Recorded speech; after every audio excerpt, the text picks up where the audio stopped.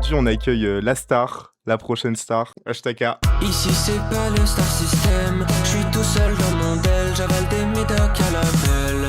Restez En branchés les compagnie gens. de la star actuelle, l'ex-prof. Bah, c'est Non, toi c'est la chaud. star actuelle. Moi, j'ai pas fait le dojo de Paris, hein. J'ai pas fait le Ah dojo de oui, Paris, hein. J'ai pas mais fait moi les Zawa Show. j'ai pas fait les 500 followers en 4 streams, Let's go! Stéra, on va te tu baiser vois? ta gueule! C'est nous la génération de trans dégénérés. Donc ouais, les gens, là, on est un peu goofy et tout, mais c'est vrai que le sujet de ce soir, Ouais. bah, il est pas si goofy que ça, quoi, en fait, hein. On va parler de Femtogo.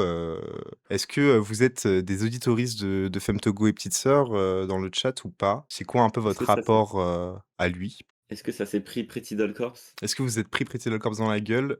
Nous, personnellement, oui. Oui, tout à fait, tout à fait, tout à fait. Je pense que c'est mon projet de Femtogo que j'ai le moins écouté en vrai, mais Ouais. je l'ai écouté. Moi, je connaissais pas Femtogo avant Pretty Doll Corpse, donc l'inverse OK. de toi et je me suis bouffé ça dans la gueule et j'ai trouvé ça, vraiment incroyable, incroyable, incroyable. Ça m'a fait Mmh. énormément de bien à une période de ma vie où j'étais, vraiment mais au plus bas, du bas, du bas, du bas et ouais, Pretty Doll Corpse, ça m'a vraiment fait du bien à ce moment-là quand c'est sorti. Je me suis senti représenté. J'avais l'impression qu'on parlait enfin de nous, en tant que personne queer, en tant que personne, prolétaire, en tant que personne marginalisée, en tant que personne qui a subi des maltraitances dans l'enfance. J'étais vraiment en mode, merci, merci de prendre la parole sur ces sujets-là.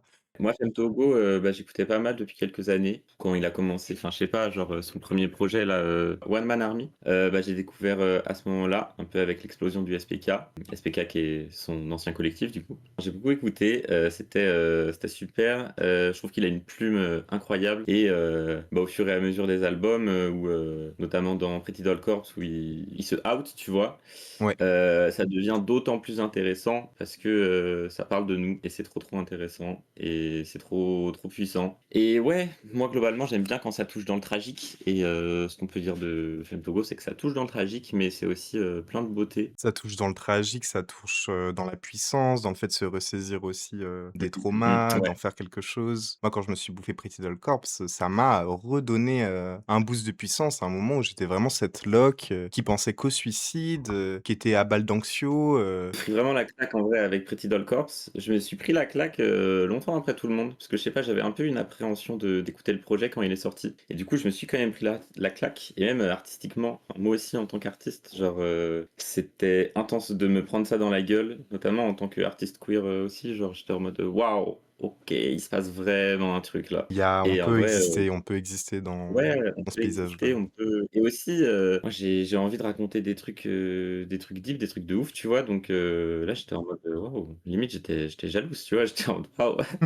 ils ont fait cette shit Ouais des vrais queers qui font les vraies choses là». je trouve que c'est très rare qu'on ait des personnes queer qui, trahissent pas les codes du rap pour autant, qui rentrent pas dans une Mmh esthétique pop. Enfin, quand même, on va pas se mentir, la musique queer, elle flirte beaucoup quand même avec les esthétiques pop et elle fuck pas trop avec les esthétiques rap classiques, quoi. Et j'ai trouvé ça mh. vraiment intéressant, au même titre que Lala Ace ou d'autres personnes queer, qui arrivent justement à, parler avec fierté de leur, queeritude, tout en, revendiquant une sorte de virilité, propre au rap, une sorte de Mmh mh, mmh. puissance, une forme de ça, j'ai trouvé ça vraiment, vraiment trop, trop bien comme retournement de stigmate, de voir une trans femme, et un PD, victime d'abus, t'expliquer, qu'ils vont, baiser le système, fucker les bourgeois et reprendre de la puissance dans leur trauma, quoi. Un homosexuel qui fait du peura comme ça et qui parle autant d'homosexualité depuis les 2 derniers projets sur Pretty Doll Corps et le dernier Mmh. là qui est sorti, sous l'alias Reggie Petrucci. Confessionnal Autant intoxication. parler Ouais, exactement. Autant parler, d'homosexualité et de manière, vraiment pertinente, je trouve. C'est assez fou et c'est en vrai, c'est la première fois que je voyais ça. Le point commun entre Lala Ace,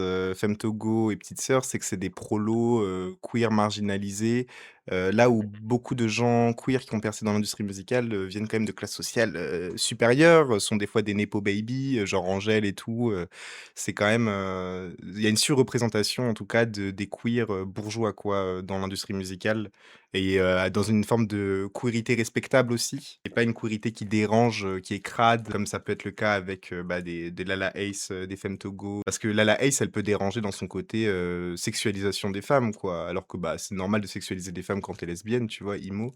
Mais c'est vrai que beaucoup de chanteuses lesbiennes vont, s'empêcher, tu vois, de tenir des discours sexualisants envers les femmes, par respectabilité ou par habitude de classe parce que c'est des bourgeoises. Ouais, bah, elle s'en bat les couilles, hein. Elle fait du Bah, peur ouais, en quoi. vrai, hein. Fait Elle du fait du peura, rap, quoi. Donc voilà, c'est juste pour vous expliquer un peu notre position aussi, notre rapport à Femtogo à la base avant, d'apprendre le communiqué, pour que vous sachiez un peu, les affects qu'on a, quoi, derrière ça en tant qu'auditrice, de ce mec-là, en fait. Là, j'ai vu, dans le chat des gens dire, «Ça m'a hyper déçu, ça m'a heurté, les révélations sur Femtogo et tu t'es senti trahi». Voilà, j'ai lu ce message de quelqu'un qui disait qu'il s'était Mmh. senti trahi. Je peux comprendre de ouf cet affect-là, je le conçois de ouf, je peux grave capter ce sentiment de trahison, même si au final quand tu réécoutes l'ensemble, ça fait sens au final ça. C'est pas si Ouais. surprenant que ça de découvrir, qu'il a, reconduit ces violences-là, je pense Ouais, mais et même, bah, on va en parler, hein, mais bah, le fait d'être des queers, qui ont des vies, cassées, tu vois?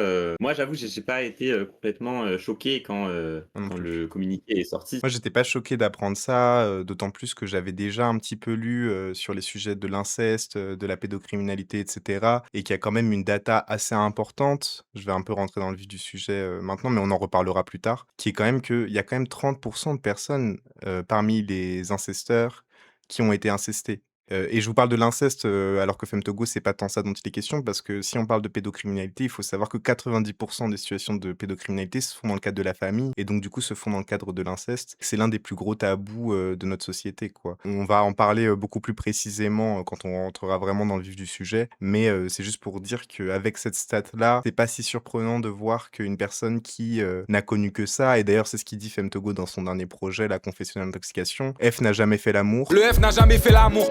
Ivy c'était une merde, il a dû me violer plus de 5 fois. Il a toujours été abusé. Le rapport qu'il a créé vis-à-vis de sa sexualité et tout, c'est toujours fait dans des enjeux de domination. Comment son discernement sexuel s'est construit là-dedans? Comment il a construit ses représentations vis-à-vis de son corps et vis-à-vis de la sexualité avec les gens? C'est tout un tas de questions qu'on va essayer d'aborder ce soir, quoi. Peut-être aussi, on peut dire un mot sur pourquoi on fait ce stream. Alors Ouais, que, bah, là, ça fait quelques temps déjà que les ouais. gens en parlent plus trop de cette affaire. Je pense on partage, globalement, un peu les mêmes avis et les mêmes positions sur tout ça.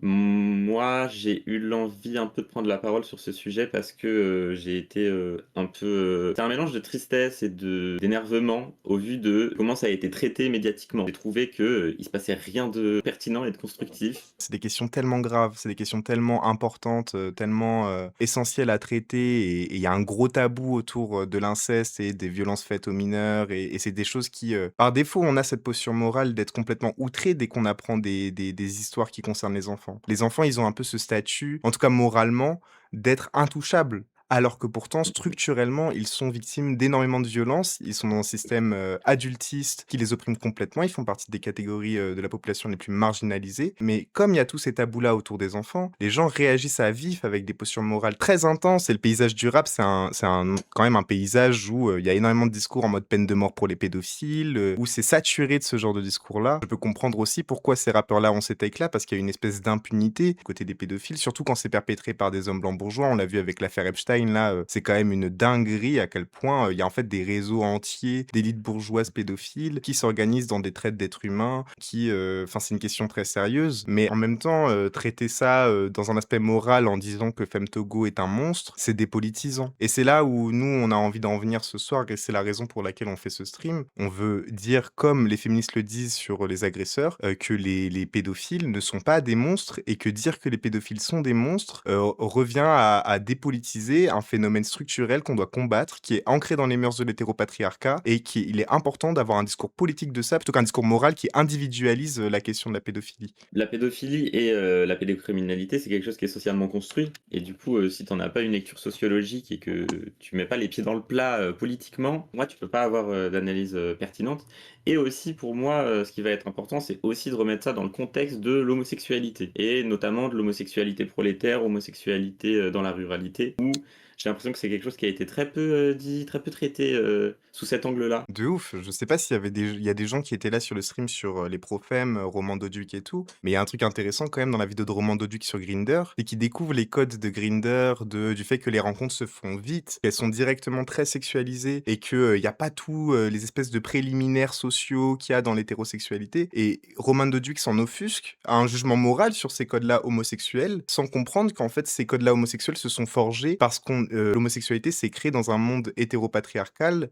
qui marginalisait les homosexuels, qui les empêchait de se rencontrer et qui a construit du coup toute une modalité de la rencontre homosexuelle qui se fait de manière discrète, dans un contexte de répression intense, de criminalisation de l'homosexualité, de pathologisation de l'homosexualité, parce que l'homosexualité était considérée comme une maladie mentale jusque dans les années 80. Et notamment dans l'homosexualité masculine, les gays, ils ont dû créer des nouvelles normes de sociabilisation, de comment tu crées ta sexualité, parce que il leur était pas permis de la développer et de la découvrir comme les hétéros dans des schémas beaucoup plus normaux, beaucoup plus socialement acceptés et tout. Et sans dire que les hétéros, tout va bien dans Ah leur ouais, non, mode de vraiment pas, hein. sociabilisation, hein, c'est pas notre take, mais c'est aussi regarder en face qu'est-ce qui va pas dans la communauté gay, tu vois, et dans les modes de sociabilisation. Et en fait, évidemment, si t'as pas les moyens de découvrir ta sexualité de manière un peu normée, évidemment, tu vas passer par des courroies différentes. Et il y a eu plein de trucs qui ont été créés par la communauté gay, le glory hole, le cruising, et aussi découvrir sa sexualité avec quelqu'un de plus âgé.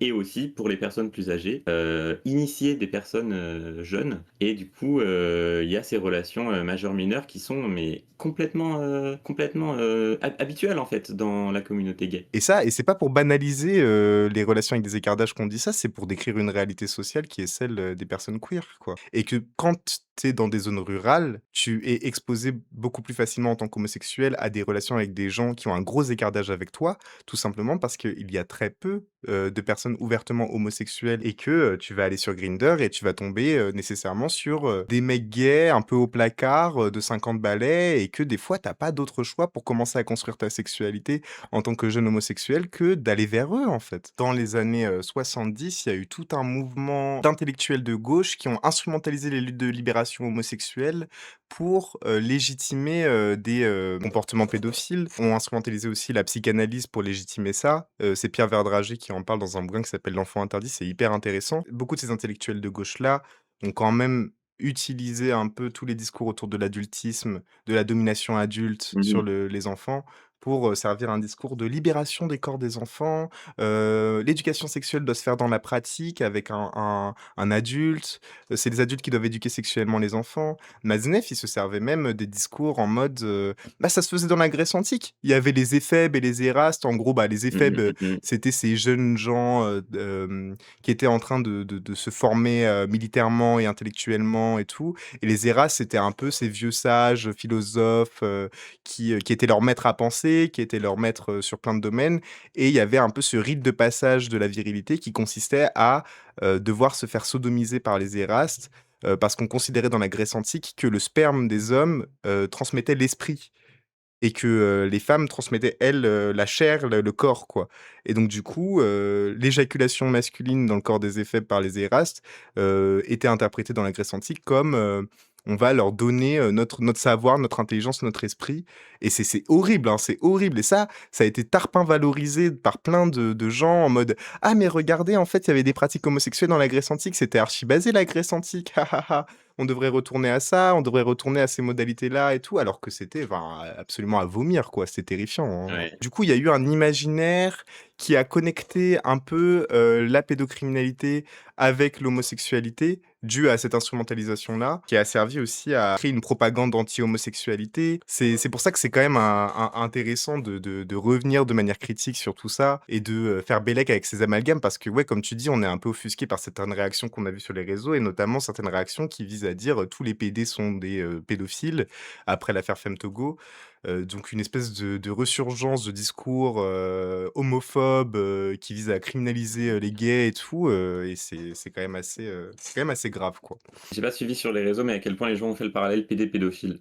En vrai, ouais, comme ça dit dans le chat, c'était vraiment open bar. En fait, il y avait plein de réactions différentes. Sur le côté droitier, et même des rappeurs, hein. Des rappeurs ont fait des tweets à les queeros là, qui dégagent et tout, on vous l'avait dit. Beaucoup de personnes qui étaient en mode on vous l'avait dit, hein, que c'était des gens bizarres, ces gens-là, vous avez pas voulu nous croire. Et en fait, ça nous retombe dessus sur tous les queers, quoi. Vraiment, Donc, ça pue un peu sa mère. ça pue sa mère. Ouais, sur TikTok, j'ai vu des trucs un peu terrifiants où c'est parti le doxer instantanément, Ah les gens, ouais! enfin, en fait, t'avais une, ouais, une posture de: «Ah, je suis anti-pédo et du coup, peine de mort pour les pédos» et on se sent vraiment cool et C'est vraiment la c'était vie un peu comme le ça. plus golemont de la terre, hein, parce que tu connais Ouais, rien de ouais, la pédophilie, comment elle se de structure, comment fou, elle est de fou. façonnée, politiquement, structurellement et tu es juste là pour te donner, une bonne conscience morale pour performer ta pureté militante. Tu te dis: «Oh là là, peine de mort pour les pédos, fuck tous les pédos». C'est la vie le plus normie de la terre de pas aimer les pédophiles. Bah, Oui, attendez, venez, oui. on se fout direct dans le vif du sujet. D'abord Mmh. lecture du communiqué. C'est parti, donc ça, c'est le communiqué qui a été fait par, Petite Sœur, Néo-Front, Snowrun, Circo, donc tout, tout le collectif, quoi. Les communications de crise, c'est compliqué et j'ai pas envie de jeter De l'opprobre fou. sur des gens, qui ont dû, faire, un communiqué de crise, qui ont aussi dû, accueillir un témoignage qui les a choqués et en vrai, bah, notamment surtout pour Petite Sœur qui, on va dire, partage un vécu un peu similaire avec celui de Femto, qui a fait un projet, qu'en parle. Petite Sœur, même dans le projet, dans Pretty Doll Corps, elle dit, «Merci Femto de dire, tout ce que j'ai jamais osé dire». Enfin, tu sens qu'il y avait un truc très, très puissant entre les 2 et que, il y a eu une libération de la parole, en fait, dans ce projet et un processus, artistique et humain, qui était assez puissant pour eux et donc ouais, je comprends vraiment, l'horreur que ça a été, de découvrir ça. De fou. Mais on va quand même essayer de parler, politique et de qu'est-ce qu'on trouve, chouette et qu'est-ce qu'on trouve, moins pertinent, dans ce communiqué. C'est ça, parce qu'il est ambivalent le communiqué. Il y a des axes qui sont quand même intéressants et importants de défendre. Il y a pas tout qui est acheté. Il y a vraiment pas tout qui est acheté, Mmh mh. mais tout n'est pas parfait non plus. C'est vraiment nuancé notre avis sur ce communiqué-là. Ouais. Moi, je trouve que c'est bien de rappeler, tout l'aspect de, comment le contenu pédopornographique alimente, quand même un réseau qui est de traite d'êtres humains, en fait, qui est vraiment ultra, Mmh mh, mmh. vénère et important et c'est cool de quand même, parler de ces questions-là. Vas-y, on au pire, on fait, point par point. Donc nous vous écrivons avec une douleur et une urgence que nous aurions Mmh jamais mh. imaginé avoir à mettre en mots. Bon Ouais, ça, on a dit, c'est leurs force à eux, affects, force à eux, c'est ça doit être compliqué et tout. horrible. C'est Mmh mh. vrai que, quand même Femtogo, je pense qu'il était déjà conscient qu'il était en train de groomer quelqu'un et de commettre ces abus-là sur une personne au moment où il a fait Pretty Doll Corp. C'est Moufette qui en parle dans son live et je trouve qu'elle a raison. On pourrait questionner quand même la responsabilité qu'il aurait pu avoir dans le fait de pas forcément impliquer Petite Sœur et Néo-Front dans des projets musicaux qui parlent des Mmh abus mh, mmh. qu'il a subis, au moment où, lui-même, avait conscience de répéter le schéma, quoi. Il implique quand même, d'autres artistes et prend le risque de salir leur image et leur carrière, quoi. C'est questionnable, tu vois?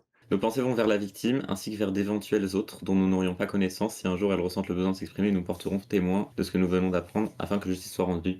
Bon, soit, en vrai, c'est évidemment important de replacer l'église au centre du village, à Ouais, savoir ouais, le ouais. traitement de la victime. Un problème que je peux avoir avec ce communiqué, mais surtout avec ce qui a été dit sur Twitter et tout par tout le monde, les gens se sont très peu enquéris de savoir qu'est-ce que la victime voulait Ouais, vraiment. Là, c'est un tiers qui parle, c'est des tiers qui parlent, c'est des gens qui sont ouais. pas concernés par ce qui s'est passé vraiment. Et en fait, un truc important dans des cas de VSS, notamment VSS sur mineurs, c'est qu'en fait, que veut la victime? Peut-être qu'elle n'a pas envie que cette affaire soit médiatisée. Heureusement, Femtogo, il est anonyme, tu vois, Mmh. et évidemment, ils ont pas donné d'identité de victime, et cetera. On rentre dans le truc de on n'a aucune idée de quelle est la lecture de la situation de la victime. On n'a pas non plus d'idée de quand c'était. Genre, peut-être que c'était il y a 4 ans, peut-être que c'était il y a 5 mois, on n'en sait rien. Je pense que c'était, avant Pretty Doll Corps. Donc là, on élabore un peu sur des trucs dont on n'a pas forcément, De connaissance, fou. mais on va quand même être obligé de le faire. Il y a Hazel qui dit: «Je trouve ça peu pertinent comme data à avoir, la chronologie».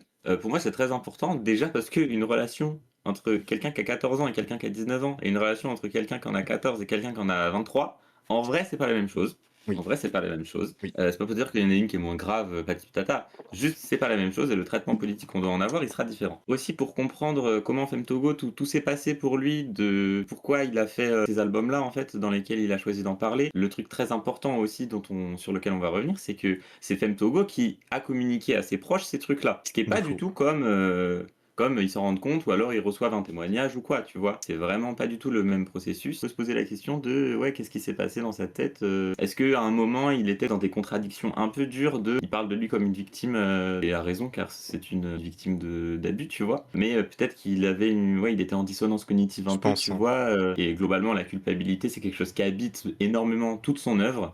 De C'est fou. vraiment pas déconnant, de se dire qu'il était dans des gamberges. De fou et puis il a l'air d'en parler dans Confessionnal intoxication quand il dit, Mmh. «J'ai crevé l'abcès et maintenant le pus ressort». Plaque, je crève l'abcès et que le puits en sort. Moi j'ai fait la pute pour me sentir en vie. C'est un peu ce Mmh. qu'il sous-entend, quoi, quand même. Là, vraiment, c'est des projections de meufs qui écoutent, de gens qui aiment bien, musicalement, Femtogo et qui s'intéressent au sujet et tout, c'est vraiment pas le réel, hein, vraiment, puis même, on n'est pas, les plus basés de la terre sur ces questions-là. On essaye juste de s'y intéresser et de proposer un discours politique dessus. Bref, je fais un petit trigger warning, quoi, pour quand Non, même mais dire tu que raison, faites tu raison. bellec, voilà, on peut On dire n'est pas beaucoup de merde expert, aussi, hein, ouais, loin de là. J'ai l'impression, ouais, qu'il était habité par cette dissonance-là et que c'était insupportable pour lui d'être dans cette posture de: «Je deviens le porte-parole, des personnes, victimes d'abus dans l'enfance et en même temps, je suis en train de reconduire ces violences-là». C'est Mmh mh. possiblement ça qui l'a conduit à s'auto-call out et l'auto-call out, c'est quelque chose qu'on voit très, très peu dans l'industrie musicale. C'est bizarre de demander ça, mais moi, j'aimerais qu'on trouve la démarche, intéressante et importante politiquement et qu'on encourage les autres personnes qui auraient des remords par rapport aux abus qu'ils aient pu commettre à le faire aussi, quoi. Et je pense qu'en disant peine Ouais. de mort pour Femtogo, on n'encourage pas tellement ça. On Bah, non. n'encourage pas tellement la responsabilisation des agresseurs et le fait qu'ils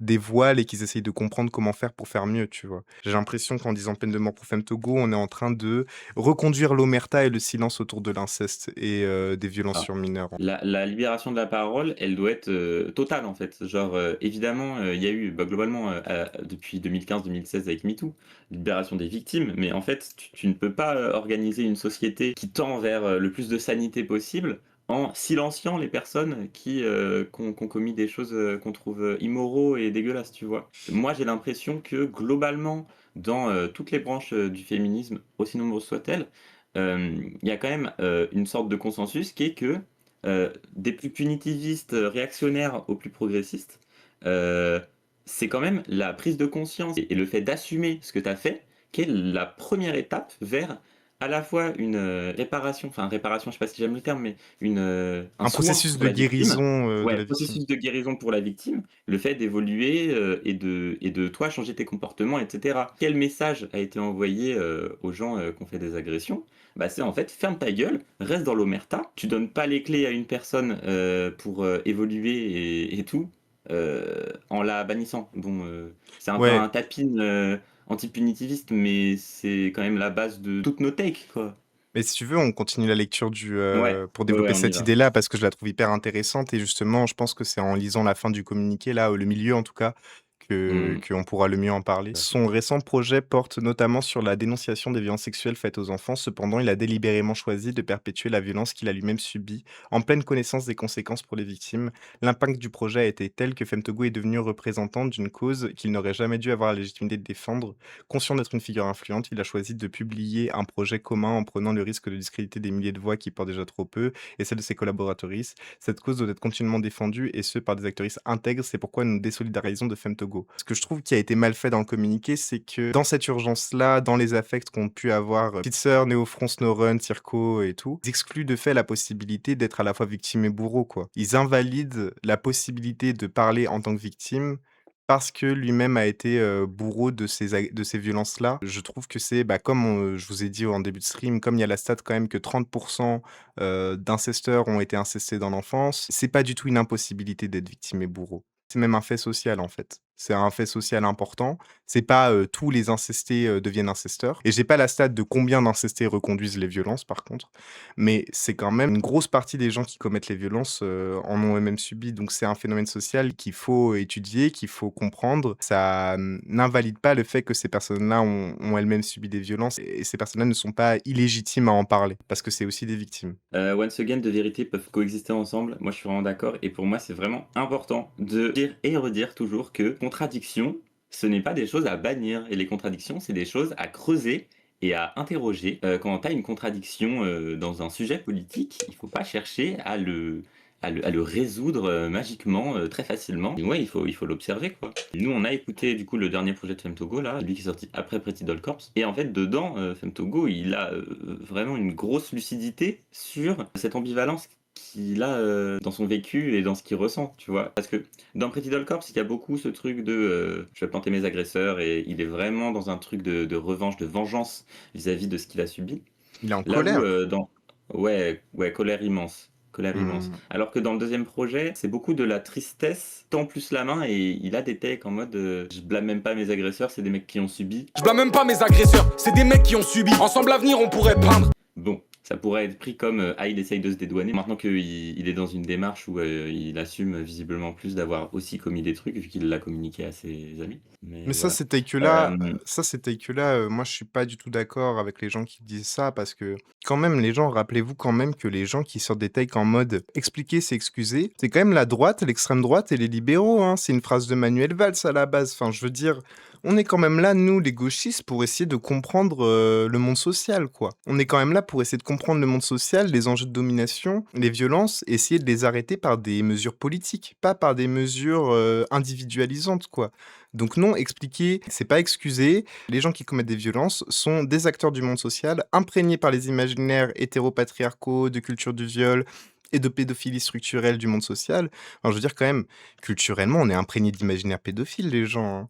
Regardez, l'industrie, du cinéma, comment les femmes sont représentées, regardez le succès qu'a eu Lolita de Nabokov dans la littérature, regardez les hentai japonais, regardez, Jeux l'infantilisation des vidéo, hein. femmes dans le mannequinat, dans le jeu vidéo, mais la dinguerie que c'est. Enfin, genre, Ouais. comment on est bassiné quand même, de discours, et d'esthétique, culturelle qui, légitimise un fantasme pédophile, quoi. Le dégoût des poils, dans les corps féminins, enfin, je veux dire, c'est important d'avoir un discours politique et de pas dépolitiser la pédophilie, quoi. Genre, c'est hyper Mm, mm, important. mm, mm. Il y a pas de victimes parfaites, comme, l'État le voudrait, qui sont seulement des victimes, qui font jamais de dingueries dans leur vie, qui font jamais de mal aux gens, et il y a pas de victimes non plus, qui sont, que des devenues des grosses merdes plus tard dans leur vie à cause de leurs souffrances et tout. Il y a pas en fait, il y a 1000 et une manières de composer avec ces traumas et puis il y a 1000 et une conditions matérielles qui fait qu'on vit plus ou moins bien les traumas, qu'on peut plus ou moins bien s'en sortir, l'entourage qu'on a après, le traumatisme, les ressources qu'on a, économiques, matérielles, sociales, qui font qu'on peut peut-être rebondir. Enfin, en fait, les gens, c'est pas évident, quoi. Il y a tellement de choses, différentes à prendre en compte, sur ces questions-là, sur la gestion des VSS, et même sur les autoristes de violence. En fait, il y a 1000 et une raisons de commettre une violence sexuelle. C'est ça. Et il y a pas un profil type de l'agresseur, quoi. Il y a pas un profil type de l'agresseur. Ça peut être, littéralement tout le monde, en fait. Mm, Ça peut mm, être mm, mm. littéralement tout le monde parce qu'on est tous bassinés par ces imaginaires-là. Et oui, dans l'hétéropatriarcat, il se trouve que c'est majoritairement des hommes. Mais dans ces Et hommes-là, il y a plein de d'où masculinités différentes, qui composent, de manière différente avec les enjeux patriarcaux, dépendamment de leur classe sociale, de leur race, c'est hyper important, quoi, de recontextualiser tout ça, quoi. Du coup, ouais, c'est tellement peu pertinent du coup de, créer et de relégitimer la figure du monstre qui serait soit essentiellement comme ça, soit, déterminé, mais du coup tu lui enlèves toute agentivité. Pour moi, on se perd dans une forme de responsabilité individuelle et en même temps de cynisme qui est un peu cursed. Et un truc, sur lequel je voulais tunnel tout à l'heure, on a dit qu'on en parlerait plus tard, au final j'ai envie d'en parler Mmh. maintenant, c'est quand Vas-y. même que dans les cas d'inceste, les victimes sont souvent dans des situations très ambiguës. Notamment, bah, c'est Dorothy Ducy, encore une fois, qui en parle dans Le berceau des dominations, mais dans le cadre d'un inceste, c'est compliqué parce que en tant que victime, tu n'es pas, cette espèce de victime parfaite. Une des raisons pour lesquelles les incesteurs, ne comprennent pas qu'ils sont en train de violer, les enfants qu'il y a en face d'eux, c'est parce que en fait, leur imaginaire autour du viol, c'est un imaginaire de violence, de, contraindre physiquement, l'enfant en face de lui. C'est, des imaginaires, pénétratifs. Il faut qu'il y ait pénétration, vaginale ou anale pour que ce soit un viol. En fait, les incesteurs ne comprennent pas qu'ils sont dans des situations d'inceste parce qu'en fait, les enfants qu'ils ont en face d'eux, comme ils sont sous, cette espèce, d'emprise du monde adulte, de répondre aux injonctions des adultes, de vouloir l'amour de leurs parents ou des adultes de leur famille, les enfants obéissent quoi à l'adulte et à leurs demandes et résistent pas, en tout cas pas toujours, à la situation d'inceste. Et ce que dit Dorothée Ducis, c'est que, la majorité des cas d'inceste, les enfants résistent pas et obéissent à l'adulte. Donc en fait, les discours autour de la victime parfaite empêchent aussi d'avoir une compréhension juste de qui est victime ou pas dans une situation sociale. Parce que si une personne, ne réagit pas en se défendant, on la considère pas forcément comme une victime, alors que c'en est une, en fait. Tout le problème aussi de, comment on conçoit le consentement, dans nos sociétés, qui IMO, une manière assez cursed de voir le consentement. Surtout que le Heu, consentement verbal, c'est quand même, une modalité du consentement hyper, centrée sur le bail juridique. Presque tu signes un contrat pour dire que tu es ouais, c'est ça, c'est consentant très et cetera. contractuel, C'est très libéral, contractuel. Et au final, ça favorise qui? Bah, les agresseurs. Parce qu'au final, s'il y a eu oui, ils C'est peuvent plus ça. faire bellec à la situation qui se passe en face d'eux, au langage corporel de leur partenaire, se permettre les pires dingueries, donc cette forme-là de consentement, du féminisme majoritaire néolibéral blanc, ne sert pas vraiment les intérêts des gens qui sont dans des situations d'agression, quoi. Et ou que là, Albert Hamer a dit: «Et ça fait culpabiliser les victimes en plus, ce statut de victime parfaite», et cetera. Mais oui, en fait, tous les enjeux des personnes incestées ou victimes d'agression, c'est de culpabiliser. Dans le cas des enfants, Dorothée Ducy, elle dit, les enfants culpabilisent de ne pas avoir su dire non à leurs parents, de peut-être avoir voulu faire plaisir à leurs parents, d'avoir Mmh mh. peut-être pris du plaisir dans la situation sexuelle parce qu'il y a une stimulation de leur partie génitale et que en fait, leur corps réagisse d'une certaine manière. Enfin, tu sais, tu te ressens comme un monstre après quand tu as été incesté. Tu te sens dans une culpabilité monstrueuse Mmh parce mh, mmh que, mh. l'inceste ne se passe pas, comme, les discours majoritaires veulent nous faire croire il y a un grand monstre, qui va, complètement violenter un gamin, quoi. C'est tellement plus ambigu Mmh et mh. je nous n'ai que ça, c'est des situations très complexes, de rapports de domination, d'affection parentale. Enfin, moi, les gens, j'ai été victime de maltraitance dans mon enfance. C'est pas des abus sexuels, mais je comprends complètement et c'est pour ça que j'ai beaucoup d'amis, incestés. On se comprend sur cet enjeu-là. Je comprends grave comment ça peut se jouer, ce truc-là, d'aimer ses parents et en même temps de les haïr et en même temps, de s'en vouloir de les aimer parce qu'ils nous ont fait du mal et en même temps de s'en vouloir de les haïr parce que c'est nos parents et qu'il y a une injonction structurelle dans la société à aimer ses parents, tu vois? Et je suis déchiré dans ces dissonances cognitives-là et ça me ça me détruit la vie, en fait, les gens. Vous pouvez pas savoir à quel point ça me détruit la vie, genre. C'est horrible. C'est tellement complexe. C'est ça, en fait, aussi les enjeux autour de la victime parfaite, c'est qu'il faut bien comprendre qu'il y a des gens qui ne peuvent pas juste, condamner, purement et simplement leurs agresseurs et c'est un phénomène qu'on voit beaucoup dans les discours du féminisme décolonial notamment tu des femmes, elles ne peuvent pas dénoncer leur agresseur à la police parce qu'elles savent c'est quoi les violences policières que vont se prendre, la personne en fait, derrière quoi. Elles Mmh mh, savent à mmh quoi mh, ça mmh. ressemble, l'environnement carcéral, elles savent, à quel point, l'État est raciste et va, violenter, leur agresseur et elles font le choix de ne pas, se remettre à la justice, étatique punitiviste pour protéger leur agresseur de l'État policier et de la violence du système. Ça plonge ces femmes-là dans des dissonances énormes où elles sont tiraillées entre leur volonté d'être réparées et d'être perçues comme des victimes et leur volonté de préserver leur communauté, des violences racistes, structurelles, en fait. C'est pareil avec les enfants qui sont victimes, d'inceste. Bon, c'est une take qu'a le vent en poupe un peu en ce moment et tant mieux. Le truc de en fait, si on offre des discours punitivistes aux personnes qui ont été victimes, d'inceste ou d'abus, quand ils étaient jeunes, en fait, c'est une peine encore en plus. C'est-à-dire que tu as la culpabilisation de: «Ah, peut-être que, je suis pas la victime parfaite» et il y a aussi le truc de, bon, peu importe, on te donne des des seuls moyens punitifs mais les gens, ils sont en mode: «Mais j'ai pas envie de punir mon agresseur moi, peut-être, en fait». Ouais et puis l'une des grosses violences aussi dans notre société, c'est que pour être perçu comme une victime, les gens, pour que la société te reconnaisse comme victime, il faut porter plainte. Ça veut dire que tu es Mmh mh. obligé de jouer le jeu de la justice punitive, pénaliste pour être reconnu, dans ton statut de victime et c'est horrible parce que, beh, comme tu dis, il y a plein de gens qui ont pas envie de porter plainte, qui ne se perçoivent pas comme, victimes en mode, Mmh. toutes les injonctions autour de la victime parfaite, être traumatisé et cetera, mais qui pour autant aimeraient être reconnus pour, ce qui leur est arrivé et qui aimeraient, avoir des droits en fait en tant que personnes qui ont subi ça, tu vois? Donc en fait, nous, aussi on prône une justice transformatrice où, on donne des droits et des moyens aux victimes et des moyens aussi aux agresseurs, pouvoir les transformer dans autre chose dans leur rapport à ça, pouvoir, essayer de faire en sorte que ce pattern soit enfin brisé, en fait, Après on n'est vraiment pas des experts sur la question. Moi, je vous invite à aller lire, ou aller voir des podcasts et tout, sur YouTube avec Elisabeth Marceau parce qu'elle en parle super bien. Il y a La Gannerie qui est hyper pertinent là-dessus. Il y a plein de ressources, quoi. Ah ouais, après, t'as ta pote qui t'appelle en larmes parce qu'un agresseur a porté plainte pour diffamation. Oui, mais ça, c'est horrible aussi, hein, vraiment, hein. Ouais. C'est parce que oui, Mmh mh, aussi, mmh. la plupart des, plaintes pour agression sexuelle ne donnent pas suite, en plus, quoi. Donc c'est pour dire à quel point c'est défaillant de A à Z.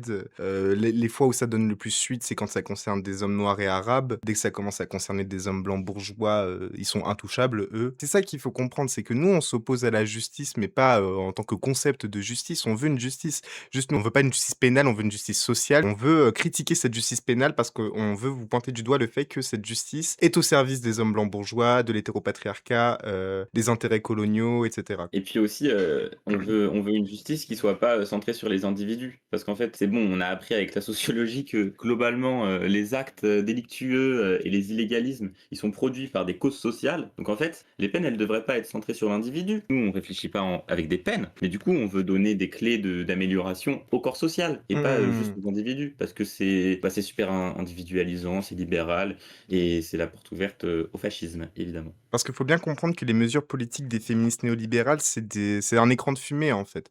Genre, par exemple, tu as la loi Schiappa de 2018 qui allonge la durée d'imprescriptibilité pour les affaires d'inceste ou d'agression sexuelle dans l'enfance. Un truc qui va pas du tout avec cette loi-là, c'est que notre justice, elle repose sur le fait d'avoir des preuves.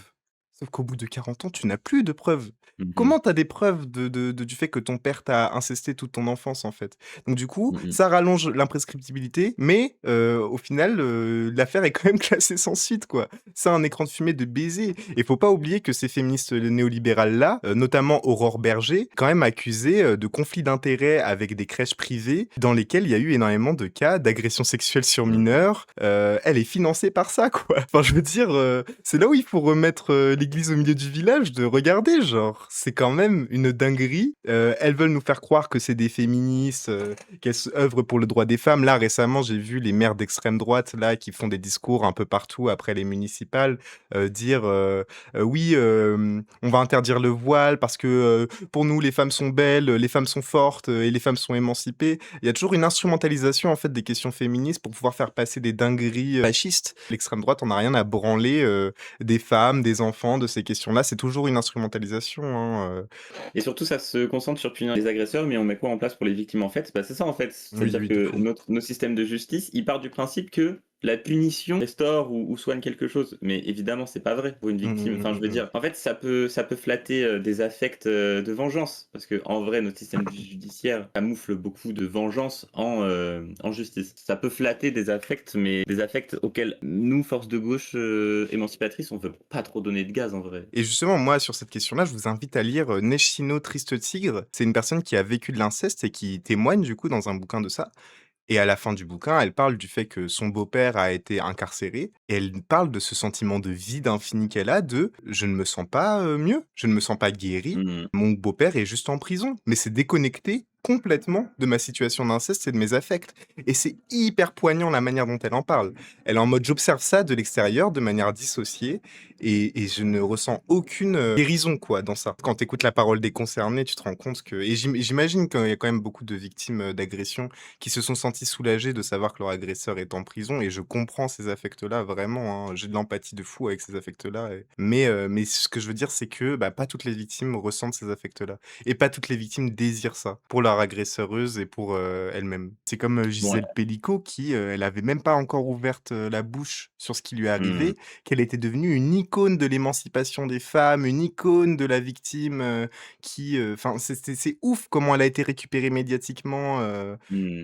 Gisèle Pelicot, sans Ouais. même que jamais on entende le son de sa voix, quoi. Là, elle a écrit un bouquin, faudrait que j'y jette un œil parce que putain, ça ferait du bien de l'entendre, en fait, produire du discours sur sa situation, en fait.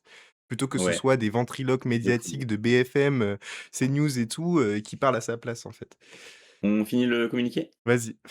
Ce qu'il a fait à l'encontre de tout ce que nous sommes et de tout ce que nous défendons, nous invitons à chacune d'entre vous à faire le deuil des projets dans lesquels nous nous sommes investis à ses côtés. Bah, là, j'aimerais qu'on réagisse à ça déjà. Ouais, ouais. Moi, je trouve ça un peu triste, de dire ça comme ça. Je comprends pourquoi eux, ils le ressentent comme ça. Mais encore une fois, ça vient un peu, illégitimer, tout le discours de victime de Femtogo parce qu'il aurait commis, des abus. Puis c'est Ouais, hyper violent pour tous les gens qui ont écouté Pretty Doll Corps, qui, de fou. se sont reconnus dans Pretty Doll Corps, qui ont été victimes de ces abus-là et pour qui ça a fait du bien. Leur dire: «Faites le deuil, on oublie tout, on jette tout aux oubliettes. Tout ce qu'on vous a fait vivre, tout ce qu'on vous a fait ressentir, c'est de la merde, vu que Femtogo, a fait de la merde, tout ça n'existe plus et n'a plus aucune, existence. Hop là, la machine de Men in Black là, bzz, bzz, bzz, oubliez tout, il y a plus rien à Mmh. voir. c'est quand même je trouve ça violent sa mère, moi. Bah, en art, IMO, une œuvre d'art, elle t'appartient plus à partir du moment où tu la drops. Donc en Ouais, fait, les gens, ils font un peu ce qu'ils veulent de Pretty Doll Corps. Bon, dans les faits, ils l'ont supprimé des plateformes, ouais et c'est donc il y a plein de dommage, gens qui vont moins à l'écouter. mon Bah, moi, sens. Mais je à mon comprends. sens, c'est je comprends, tu vois? Je comprends, genre, mais ouais, à mon sens, c'est dommage. Si jamais vous êtes, aussi, là dans la gamberge du boycott, il y a des manières aussi de consommer tout en boycottant et en ne finançant pas l'artiste si jamais vraiment, vous voulez, faire en sorte que Femtogo ne reçoive pas d'argent parce que quand même il a commis ces agressions-là et que quand même dans votre système moral à vous, ça vous fucked up, de lui envoyer de la force, et de lui envoyer de l'argent en fait. Allez écouter, illégalement quoi. Parce que je pense Ouais, de fou. sincèrement que Pretty Little Corps c'est un projet hyper important culturellement et politiquement Mmh, mmh, et mmh. que ce serait dommage de passer à côté de cette œuvre. Donc, Ouais. hésitez pas à aller écouter ça, illégalement si jamais c'est ça qui vous retient, si c'est la question du boycott, vraiment allez faire ça quoi, allez faire cette shit. Et même le dernier projet qui est sorti, hein, enfin, toi et moi, on l'a écouté, c'est Ouais, un projet, dans lequel c'est encore plus, il va encore plus au fond du truc et où il raconte, plein de choses et c'est un projet qui est, important, hein, au niveau du discours et tout. disant ça, j'essaye pas, je veux bien que vous compreniez que j'essaye pas de, Ouais, ouais. glorifier ce Femtogo et de dire que Femtogo a rien fait et que c'est pas un bourreau, hein. Je dis juste que cette œuvre me touche. Ouais, non, bah, c'est pas la question, quoi. Après, je comprends qu'il y ait des gens qui peuvent être, choqués, Ouais. si on dit qu'on a bien aimé le projet, mais le projet est vraiment vraiment bien, est vraiment prenant et ouais, c'est une œuvre, assez forte. Alors, nous découvrons avec effroi qu'une partie de cette cause n'a jamais été sincère. Ce que nous avons bâti avec Mmh. dignité et engagement d'un côté était en réalité aussi composé de vices et de malhonnêteté de l'autre. Sur la malhonnêteté, je suis d'accord. Sur le vice, l'aspect Ouais. moralisant, sur tout le côté ah, t'étais pas sincère dans ce que tu disais, je trouve ça dégueulasse. Mais je comprends Ouais. les enjeux on refait le discours qu'on a eu au début quand on a commencé à lire le communiqué. Ouais, Je comprends ouais. les enjeux dans lesquels ils étaient quand ils l'ont écrit, l'urgence, et cetera. Mais là, c'est pas ça, c'est Bah, inentendable, en fait. je trouve ça un peu indécent de dire ça parce que, bah, c'est vraiment, violent, pour toute victime qui se verrait, recevoir ça, ce serait super violent, quoi et bon, bah, là, je pense que ça choque moins parce que c'est Femme Togo et que on sait qu'il a fait des trucs, cracra, tu vois? Mais Franchement, pour écouter Femtogo et voir ce qu'il en dit, s'il y en a bien un qui essaye d'être le plus sincère possible, c'est quand ouais, c'est même ça. lui, quoi. Enfin, les Bah, ouais. gens dans le dernier mais même dans son dernier projet, il confesse, hein, le fait qu'il reconduit les agressions et tout. Enfin, je veux dire, il est dans cette sincérité-là aussi, quoi. Atroce, hein. Ouais, je sais que c'est atroce. On a dégueulé de la crasse sur moi et j'ai reproduit. J'ai reproduit comme une bête, comme un animal. Pardonne-moi, pardonne-moi. J'aurais aimé que la vie, elle se passe autrement. Malheureusement, ça n'a pas été le cas. On va devoir tous composer avec. Après, moi, je comprends, hein, parce que c'est quelqu'un qui s'est beaucoup victimisé et a raison. Oui. Mais bon. Et puis, ouais, parler de vice, je sais pas, j'ai un peu un problème avec, le mot vice. C'est dépolitisant de parler de Ouais, vice. c'est des politisants, hein, bah, ouais, C'est c'est le monstre vicieux, quoi. Dorothée C'est Ducy, le elle a cette, critique-là des discours autour des ancestors en mode on fait souvent des profils psychologiques pervers des ancestors. Elle a pas du tout retrouvé ça dans son enquête et elle a même culpabilisé, tu vois, d'avoir des entretiens avec des ancestors où elle les appréciait, quoi. Elle passait des bons moments avec eux, ouais, quoi et elle en parle aussi, du coup, dans la logique du patriarche, qui du coup, a comment dire? Du cloud social aussi et c'est ça aussi la grammaire de l'inceste, c'est d'être ce patriarche aimé socialement et c'est ça qui crée l'omerta autour des ancestors aussi dans certaines mmh, situations. Enfin bon ouais, je vois. bref, le pouvoir social aussi des ancestors, mais bref. C'est pas des monstres, c'est pas des gens pervers, c'est des gens, banalement des hommes dans l'hétéropatriarcat, qui essayent d'avoir du sexe là où ils peuvent en trouver, de manière gratuite et imposée quoi, hein. Mmh.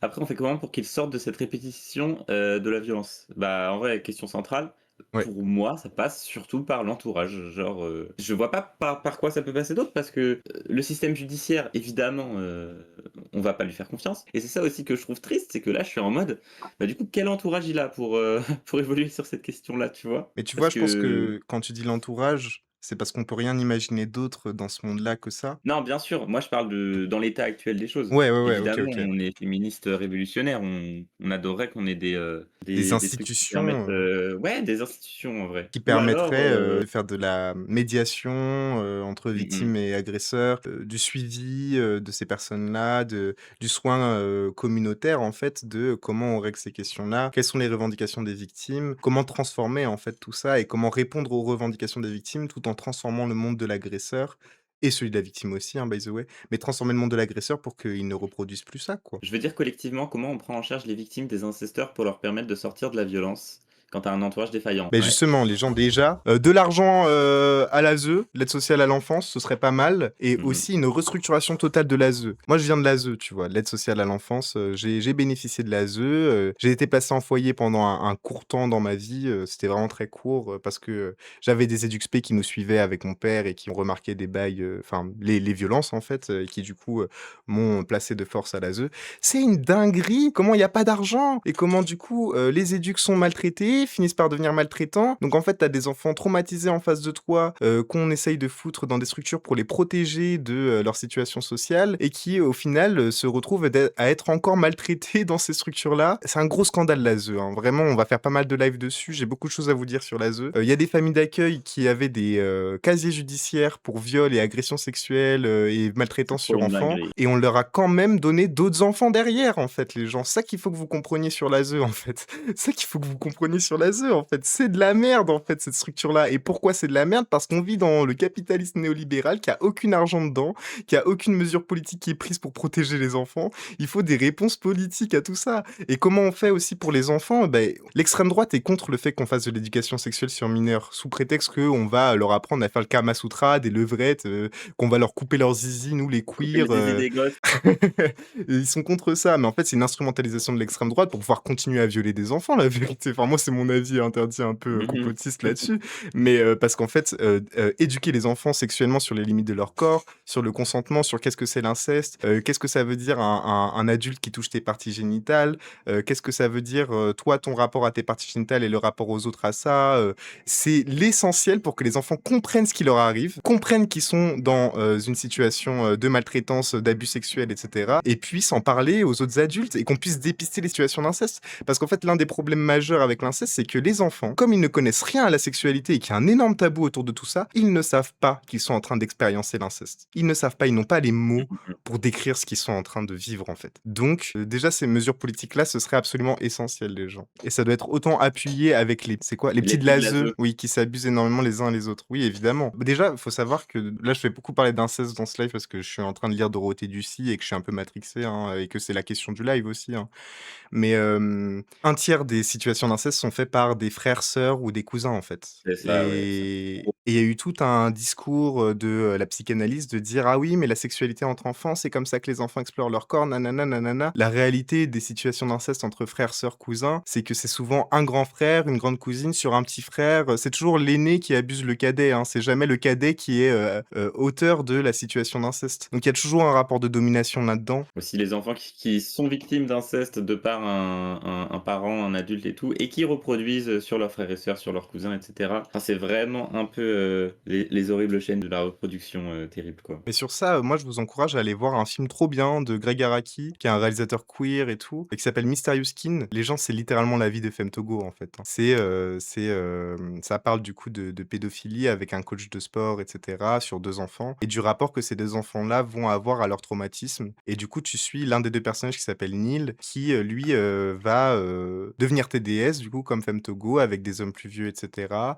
Va avoir ce rapport-là à son corps, et tu vois que dans son enfance, moi ça m'a fait penser à ça là, ce que tu as dit, mais il y a un extrait dans le film Mmh où mh. on le voit en train de maltraiter un petit garçon, le tabasser, mettre un pétard dans sa bouche et lui faire une fellation, bah, précisément parce qu'il était en train d'expériencer, cette histoire de pédophilie et que du coup il reproduisait aussi ça, avec les autres petits gamins quoi, de la Oui. cour et tout quoi. Donc c'est hyper intéressant quoi, comme film, allez le Mmh. voir, il est génial, il est bouleversant par contre, faut être accroché, mais bon si vous êtes sur ce live, c'est que, ça vous intéresse Vous ces êtes prêts à questions-là. tanker le bail, Ouais, ouais. parce qu'on parle quand même de sujets méga compliqués, c'est pas un live facile à faire pour nous, hein, Ouais, ouais, ouais. ça doit pas être facile pour vous non plus d'entendre parler de tout ça. Et je propose qu'on passe au react, Ouais, des complètement. tu veux commencer par quoi? La meuf qui dit On que peut tous les gens qui écoutent regarder Femtogo sont des ouais, pédophiles.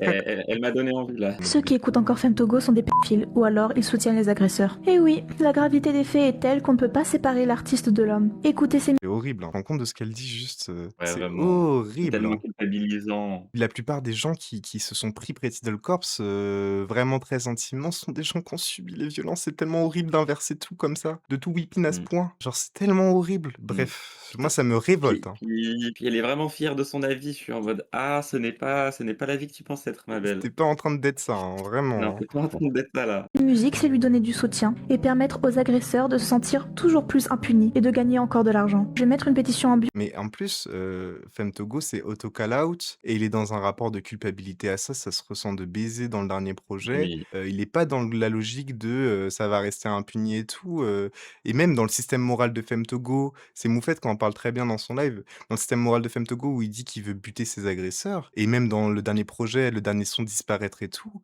Enfin moi, je me pose sincèrement la question de s'il va pas se flinguer la gueule ce type, quoi. Bah, c'est ça, hein. Moi, j'avoue la séquence, après le call-out, j'étais en mode: «Waouh!» On assiste un peu à une mise à mort. J'étais en mode: «Waouh!» J'en appelle à la responsabilité des gens.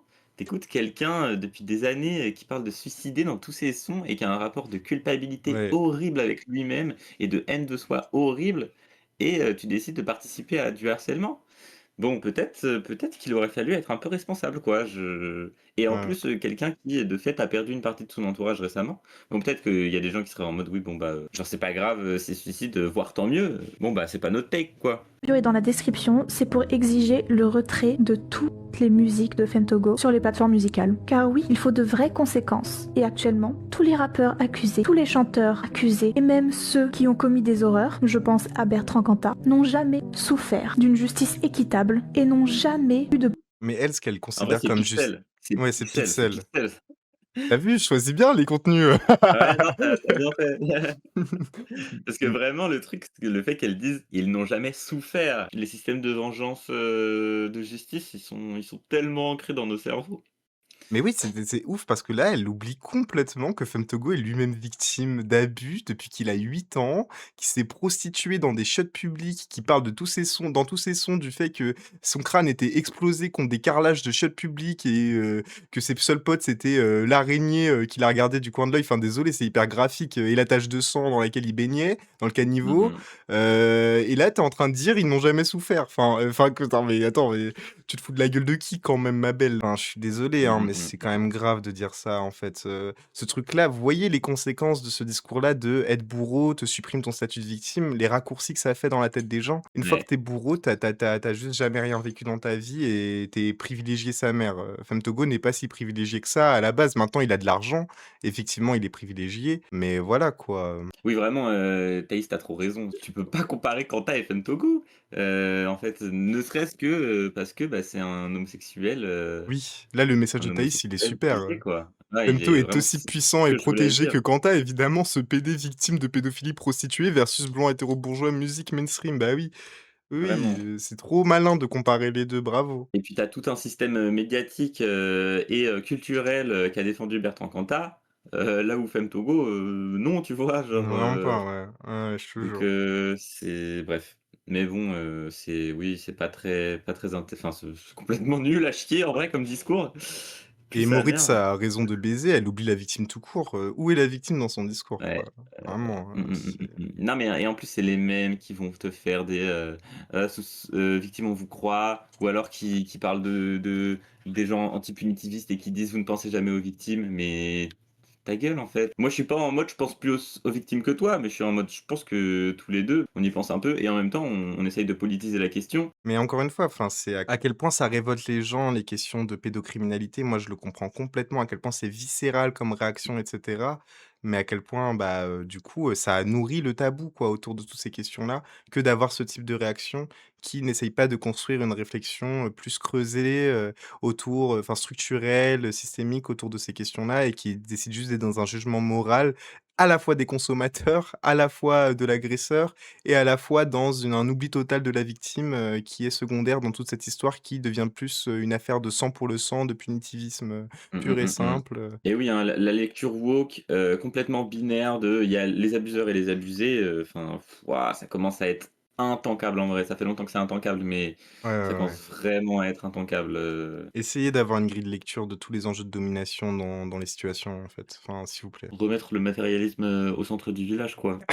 Ça veut dire quoi Heu, matérialisme dans ce contexte? Je suis pas familière du terme. le matérialisme, c'est essayer d'analyser le monde en termes de rapport de force et Ouais, de classe sociale, de jamais essentialiser, tel ou tel phénomène, sociaux et de toujours le voir comme, dans un rapport dialectique, dans un rapport, il y a une lutte qui s'organise autour de ce phénomène-là et il y a des gens qui en jouissent et des gens qui sont exploités par ça. Voilà. ouais, Moi, je globalement, dirais c'est ça comme partir des ça. rapports sociaux.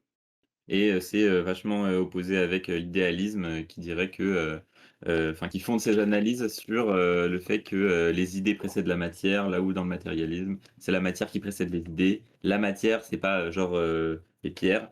La matière, c'est genre les rapports sociaux, les rapports de domination surtout, parce qu'en vrai, on est Et de plutôt production. matérialiste marxiste et de production. Parce que c'est ça l'essentiel du matérialisme, c'est de comprendre les rapports de production, de comprendre qui jouit des rapports de production et qui est exploité dans ces rapports de production. Vas-y, on lit Ouais, on le lit, le Mosaïque. Petite sœur, Neo France, Norunt, Irko et K. Kruger ont publié un communiqué dénonçant les actes pédocriminels de Femme Togo. Le rappeur a avoué la consommation de contenu pédopornographique et des relations sexuelles avec un mineur de moins de 15 ans. Pour beaucoup, et à juste titre, cette annonce résonne comme une trahison. Le sentiment est légitime, mais ne doit pas prendre le pas sur la dénonciation cruciale de ces crimes et sur l'essentiel, la réparation de la victime et les potentielles autres pensées sont avant tout dirigées vers elle. Alors moi, j'ai déjà un truc à dire. J'aime Vas-y. pas du tout le mot réparation. Je le déteste même. Je Mhm. déteste, tout ce jargon-là de justice restaurative. Moi, je suis plutôt dans une take de justice transformatrice et vous allez voir la nuance, elle est pas des moindres parce que la justice restaurative, elle va de pair avec, la justice punitiviste. C'est quelque chose qui existe déjà, la justice restaurative.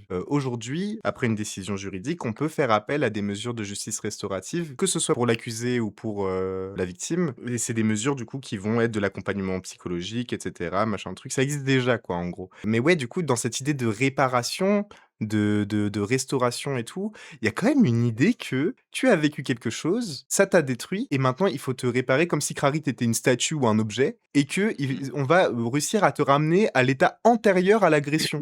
Ouais, c'est Ce ça. n'est pas vrai, dans aucun monde ça existe ça. Quand tu as vécu un traumatisme, tu vas te transformer dans la vie et Mais c'est ça, le ce traumatisme, il te traumatisme, forme. il te forme, il va te changer et il peut te changer pas forcément que négativement et c'est ça le but de la guérison à mon sens, c'est de réussir à transformer ces traumatismes, dans, plus, potentiellement, d'acceptation, d'essayer de vivre avec, d'en faire des forces, et c'est pour ça moi que Pretty Doll Corps m'avait touché à l'époque de Baiser parce que c'était vraiment, on sentait réellement que c'était une manière de transformer tout ce que, Femme Togo et Petite Sœur avaient vécu en puissance quoi, en puissance politique, Mmh. en puissance, artistique. C'était vraiment cette tentative-là, moi je trouve ça trop beau et ouais, du coup, voilà, c'est ça la grosse nuance entre justice restaurative et justice transformatrice et moi j'aime pas du tout l'idée qu'on va venir réparer les victimes quoi, nous on peut pas Mmh mh. réparer des victimes. On peut essayer de transformer, de guérir des victimes, d'essayer de les accompagner, mais on peut pas les réparer, non et c'est pas pour dire que les victimes, doivent être dans une narrative de souffrance, toute leur vie, pour être considérées comme des victimes idéales et cetera, toujours dans le mythe de la victime parfaite.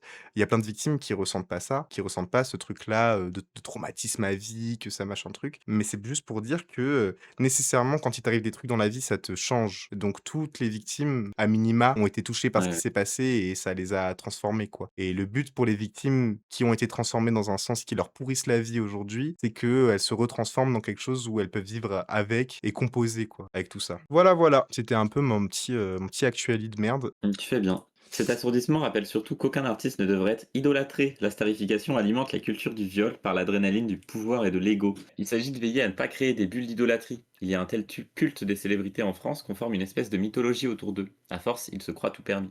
En fait, comment ça, c'est le rapport de domination qu'a Femme Togo, parce que c'est une star qui lui a permis de faire ces actes-là? On n'en sait rien, Mais on oui! a aucune idée et aussi, moi je trouve qu'on a bien assez de trucs et de lectures, pertinentes pour analyser le truc sans avoir forcément besoin de dire que: «Ah oui, brûlez vos idoles, il ne faut pas, starifier les gens car, ça leur donne trop de pouvoir». Genre, tout ce qu'on a dit avant, permet, je trouve d'avoir une analyse, déjà, bien construite de, pourquoi il a perpétré, ces violences-là, tu vois?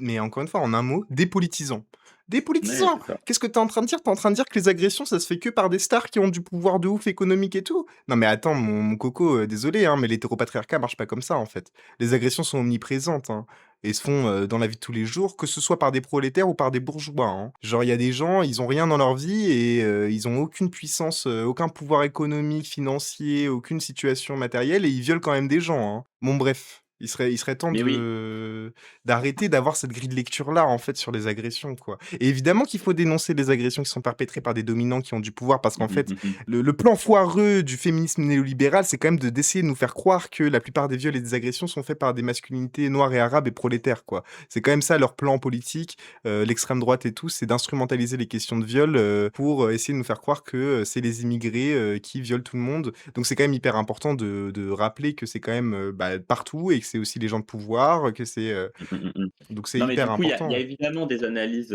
pertinentes sur le fait qu'évidemment, quand tu es starifié, idolâtré, tu accèdes à, des nouvelles formes de pouvoir et de domination. Mais moi, je trouve aussi que c'est complètement en fait, sous couvert de politiser le truc, tu perds toutes les autres analyses, structurelles de, qu'est-ce qui mène quelqu'un à perpétrer une agression? Et en fait, spoiler, bah, c'est pas juste la starification, en fait. Il y a beaucoup d'autres choses et qui sont beaucoup plus même à l'œuvre, je trouve, que tout le reste. Surtout que ça Dis s'applique pas à cette affaire. Femtogo est anonyme, il peut pas user de son Oui, c'est pouvoir de ça, star. c'est ça. Genre, je comprends pas pourquoi ils ont mis ça, C'est le meilleur avis, hein, merci Yvan de le rappeler, quoi. et puis non, mais enfin, tu pourrais avoir la tech de, il se sent tout puissant et du coup, il se permet des agressions, mais tu dans une psychologisation, un peu qui mène nulle part, honnêtement. Alors aux auditeuristes qui se sont sentis trahis, si Prisonal Corps ça a été important pour vous, que les propos de cet album vous ont touché, vous ont fait sentir compris, vous ont aidé à tourner une page, les actes de Femtogo n'annulent pas votre ressenti initial, ils annulent le messager, parce qu'il a fait résonner en vous au regard de votre histoire personnelle et de vos valeurs. Non, ça l'annule pas, en fait, enfin, encore une fois, la violence que ça donne aux victimes et le message horrible, le truc de: «Oui, voilà, vous n'avez plus le droit d'avoir de légitimité à parler de vos abus, si par ailleurs vous avez fait, des choses cracra dans votre vie», quoi. On revient vraiment à ce qu'on a dit sur la victime et le Ouais. bourreau, impossible de concilier les 2, impossible de conscientiser que d'a on n'est pas essentiellement une victime quand on subit une agression, on est victime dans cette situation et même des fois les gens, c'est possible d'être victime et bourreau dans la même situation. Plot Ah oui. twist! Plot Oui, oui, oui. twist! Mais ça, Plot c'est le twist! discours sur le consentement, qu'il faudra aussi avoir, un peu en fond. Mais même, moi, je pense, mais je sais pas, autour de vous, tous les cas de VSS que soit vous avez vécu, vous avez eu à gérer et cetera, c'est jamais binaire. Il n'est jamais question de binarité. Genre, moi, tous les trucs, que j'ai vécu, de violence et tout, ça a De fou. jamais été binaire. Et c'est là où c'est révoltant des fois, le call out. En fait, le call out à la base, c'est quand même un outil qui sert à destituer des gens de pouvoir parce qu'on n'a aucun pouvoir, politique sur eux. Donc c'était un instrument qui était intéressant pour les luttes féministes, Mmh mh. de pouvoir, comment dire? Parasiter la grammaire du silence et révéler les dingueries qu'ont pu faire des gens de pouvoir et cetera. Mais quand le call out est utilisé pour baiser la vie, d'une personne queer dans des milieux de manière intracommunautaire, parce qu'il y a eu situation de VSS et que du coup, tu fais une dénonciation publique pour pointer ça du doigt, c'est quoi l'utilité politique derrière? J'aimerais bien qu'on m'explique l'utilité politique derrière, quoi. Si ce n'est, essayer de dépeindre, cet individu comme un monstre, et dépolitiser tout ça, ne pas porter de discours politique autour de la construction de la sexualité de cet individu-là, tout genouné dans l'hétéropatriarcat, essayer de l'inviter à se remettre en question, l'essentialiser dans une figure de monstre et l'empêcher de rebondir, quoi, dans ces trucs-là. Moi, les gens, je suis anti call out dans les situations de victimes au sein de communautés marginalisées. Parce que quand on est des personnes queer, on a accès déjà à aucun milieu. On est déjà cancel, en fait. On est déjà cancel en tant que personne trans. Genre, qu'est-ce que vous voulez nous cancel plus que ça? Genre, on est déjà les maudits de la société. Genre, Bah, nos cercles de sociabilisation, quoi, et en vrai, les enfin, derniers c'est milieux qui nous vraiment un restent. poison. C'est vraiment un Le... poison dans nos milieux, hein. Dans les milieux queer et notamment les milieux C'est trans un poison hein. de baiser. C'est de la chasse aux sorcières constamment, hein. De C'est ouf. terrible, hein. Et sur cette Un jour, question-là, on en parlera, c'est dur. Sur cette question-là, je vous invite à lire Elzadek Marceau, Faire justice.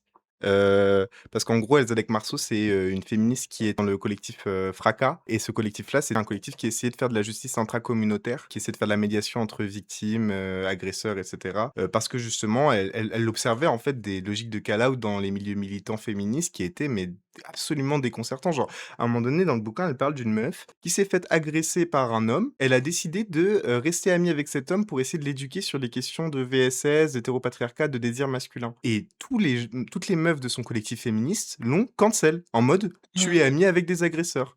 C'est son agresseur, la team. C'est son histoire et vous êtes là en Vraiment. train de retourner complètement la situation en mode c'est elle la monstre dans l'histoire, quoi. Parce qu'elle décide de donner une chance à ce type-là, de se remettre en question et d'essayer de c'est à vomir, en fait. Genre, à un moment donné, les dynamiques de call out peuvent aller dans des ions extrêmement graves. Enfin, vraiment, il faut vraiment c'est un problème à gauche, hein, vraiment, les histoires de call out. C'est un Oui. problème, là, à gauche, la gestion des VSS. Il faut vraiment qu'on se remette en question collectivement sur la manière dont on essaye de gérer tout ça parce que ça va pas du tout et je comprends qu'à l'ère post-MeToo, on essaye de retourner le stigmate, de reprendre le pouvoir et de faire en sorte que la peur change de camp. C'est des affects hyper légitimes, mais je pense pas que ça va se faire, de ces façons-là, en fait. Et moi, le meilleur conseil que je donne à des gens, qui doivent gérer des affaires de VSS dans leur cercle et tout, c'est si vous en êtes capable, si c'est pas trop violent pour vous, restez là pour vos proches qui sont agresseurs, en fait. Parce qu'il faut leur donner les moyens de ne pas reperpétrer les mêmes violences. Et oui, Anomaly, tu as raison, ça détruit aussi l'entourage, ça détruit des collectifs politiques. Moi, Mmh combien mh, de mmh fois mh. j'ai vu 10 milliards d'AG, dans des milieux militants juste pour gérer une histoire de VSS et au final, on n'essayait plus du tout de militer politiquement parce qu'on était trop focus sur cette histoire de merde. Ouais, C'est quand même ça devient quand même complètement casse-couille, quoi, à un moment donné, ouais, genre, ouais. surtout que c'est tout le temps un enjeu de qui va le mieux performer sa pureté militante et montrer, parce qu'en fait, les gens se pensent être dans du féminisme radical en disant, peine de mort pour les agresseurs. C'est pas du féminisme radical, surtout quand l'agresseur en question, c'est une agresseuse meuf trans, qui a aucun moyen, qui est précaire, ça s'appelle juste le fascisme en fait, de vouloir, tuer quelqu'un, de précaire qui a, commis une agression, plutôt que d'essayer de communiquer avec elle, lui expliquer son rapport à sa sexualité, comment il a été formé, essayer d'entendre son rapport à tout ça, essayer de comprendre comment elle a pu commettre cette agression et essayer de transformer en fait cet individu. C'est juste du fascisme de vouloir l'essentialiser dans une figure de monstre, bêtement, et de l'exclure de tous les milieux, quoi. Donc, vous n'êtes pas les féministes radicales que vous croyez être, vraiment pas. Mmh Posez-vous mh, les mmh bonnes mh. questions à un moment donné.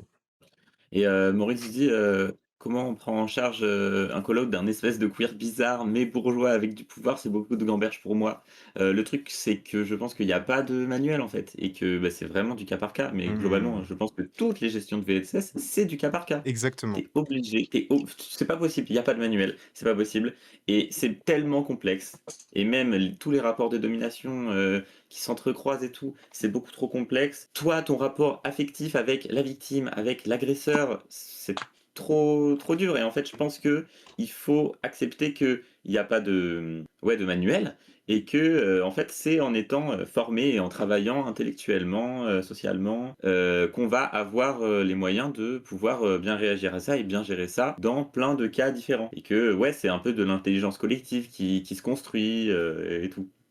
Mais justement, on est là pour gamberge sur tout ça et j'espère que, avec vous et tous les streams et tout, on pourra en parler, essayer de voir aussi comment on peut, réussir à faire des trucs. Le but, c'est quand même que nous, on se parle entre nous, qu'on essaye de capter les situations qui se passent en interperso, parce qu'effectivement, on va pas traiter pareil une histoire de VSS d'une meuf trans qui essaye de questionner, son rapport à la sexualité, qu'elle a pu intérioriser parce que le fait qu'elle a été socialisée comme, homme fait que, bah, évidemment, elle a été, bassinée par les imaginaires patriarcaux. Et je dis pas ça pour toutes les meufs trans. Il y a meufs trans et meufs trans. Il y en a qui ont été, exclus du patriarcat depuis hyper longtemps. Il y en a qui enfin bon, il y a tellement de cas interindividuels, c'est tellement complexe la question des meufs trans et Ouais, c'est pas la même chose qu'un mec cis het où tu essayes de l'éduquer un peu sur des questions, il en a rien à branler. Il va, continuer de reproduire les agressions, comme un trou de balle, quoi. Enfin, tu vois, il y a différentes personnes, et ça m'étonnerait pas que même des meufs trans fassent ça, hein. Enfin, tu vois, ça m'étonnerait pas, mais du coup, c'est là où c'est du cas Mmh. par cas, il y a, différents profils, différents types d'agresseurs, on dirait un podcast de Norman. Hem et il faut s'intéresser à leur profil, voir comment ils réagissent à tout ça et prendre des décisions collectives en conséquence. Si en face de toi, tu as un trou de balle qui veut pas se remettre en question, évidemment que tu vas pas, prendre les mêmes mesures que, si tu as en face de toi une personne qui est de bonne volonté et qui cherche vraiment à comprendre comment elle a pu faire du mal à quelqu'un, qui s'en veut et qui essaye de se transformer, quoi. C'est vraiment pas, pareil comment on traite les 2. IMO. Et ouais, tu as parlé de socialisation, primaire là. Ouais, Aujourd'hui, il y a Emodem qui s'est pris une sauce sur Twitter, parce pick up. qu'elle a parlé de socialisation primaire et qu'il y a quelqu'un qui a dit: Je reconnais le dog whistle, transmisogyne». Moi, j'étais en Mmh. mode: On n'a plus le droit de parler de socialisation primaire parce que c'est Ah mais utilisé par les TERF ça du coup». ça franchement les transfemmes qui se rangent derrière, En vrai, la vraiment. la le fait que, ah c'est un dog whistle, TERF de dire, qu'on a été structurés comme des hommes par la société. Allez vous faire foutre mes russes. À un moment donné, bah, il y a quelque chose de vrai là-dedans. Je suis Bah ouais, de désolé. fou. Je suis De désolé, vous fou, pouvez de me fou, de cancel fou. si vous voulez, j'en ai rien à branler, moi je le pense sincèrement, oui. J'ai été Ouais. socialisé comme un homme, c'est la vérité et la tout mon parcours de transition, c'est essayer justement de, m'émanciper de ça et c'est là Ouais, où c'est ouais. hyper existentialiste d'être une meuf trans, enfin, c'est trop stylé. Mais à un moment donné, Ah oui, arrêtez s'il vous plaît, soyons, redevenons des sociologues un petit peu à des moments quand même, genre, il y a grave des meufs trans non socialisées comme c'est là où je redis qu'il faut faire du cas par cas et voir chaque parcours interindividuel de trans femme. Tu des meufs trans qui depuis le début de leur socialisation, ont, subi le patriarcat, n'ont pas pu s'intégrer aux mœurs patriarcales, ont été complètement, stigmatisées et marginalisées dans ce système-là et évidemment que du coup, c'est pas du tout la même socialisation que les autres hommes. Il faut quand même constater que, bah, il y a beaucoup de trans femmes qui si, oui, elles ont, complètement intégré beaucoup de codes hétéropatriarcal, dans une socialisation masculine et c'est ouais en ça qu'il faut pas être des et gros débiles, genre je vous en supplie. et en fait, moi, pour moi, la pente transmisogyne, c'est de considérer que si une meuf a encore intégré des trucs de socialisation primaire, ne pas la considérer comme une femme parce qu'il y a des gens aussi qui sont comme ça, hein. Moi, on m'a déjà Mmh. dit: «Tu fais de la musique de garçon». J'étais en mode: «Mais ta gueule! Je fais pas de la Horrible, musique de garçon, je c'est fais de la tellement musique de femme trans. transmisogyne ça pour le Je fais de coup, la musique de femme trans, en fait. Toi, oui. tu pas à capter qu'il existe d'autres types de femmes que les femmes cis, mais je fais pas de la musique de garçon». C'est horrible de dire ça, c'est atroce. Genre là, c'est Ouais. 100 TERF, Bah ouais, tu c'est te ça et démerdes. la meuf s'en rendait pas compte et la meuf, c'était une meuf féministe, et tout, tu vois? Genre, s'en rendait pas compte et même moi, au début, elle m'a dit ça, je me suis posé la question, j'étais en mode: «Ouais, c'est vrai que je fais du rap et tout, mais bon». Vas-y, on continue de communiquer. Mais j'espère que vous Ouais, comprenez ouais, notre ouais. take sur, le transmatérialisme. Allez, Vas-y. Sans oublier que cette dénonciation d'un système de violence sexuelle systémique sur les enfants est aussi portée dans l'album par Petite Sœur, dont le vécu ne doit pas être injustement balayé. Sa réaction, ainsi que celle de Neofront, Snorunt, Irko et K. Kruger, ont d'ailleurs été fermes et immédiates. Une rare désolidarisation collective qui peut être saluée. Moi, évidemment, genre Petite Sœur, vraiment SOAL, faut pas du tout que toute cette histoire entache, elle, les discours qu'elle a sur ouais, de ces ouf. questions-là. Mais par contre, la désolidarisation, est-ce qu'on doit vraiment la saluer? Ça dépend des solidarisations sur quel aspect, tu vois?